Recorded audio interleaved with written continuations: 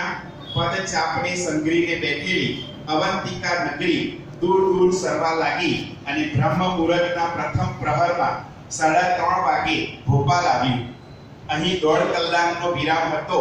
તે દરમિયાન સૌ સ્નાન પૂજાથી પરવારી ગયા. કલાક સુધી તો પ્લેટફોર્મ ઉપર વૃંદ પૂજાનું અનેરું દ્રશ્ય ખડું થઈ ગયું. સેવા થશે તો સ્વભાવ બદલાશે. તારીખ 27/11 નું પ્રભાત ફૂટે તે પહેલા તો સુમધુર સુરમાં સ્વામી શ્રીનું મંગલાચરણ સંભળાયું. આ કર્ણપ્રિય સ્વર સાંભળતા સૌ એક કાન થઈ ગયા. કૃષ્ણની વાંસળી વાગે અને ગાયો ચરવાનું ફરવાનું છોડી કાન સરવા કરીને વાંસળીના સૂરો જે તરફ રેલાતા હોય તે તરફ પોતાની ડોક પરડીને ઊભી રહી જતી.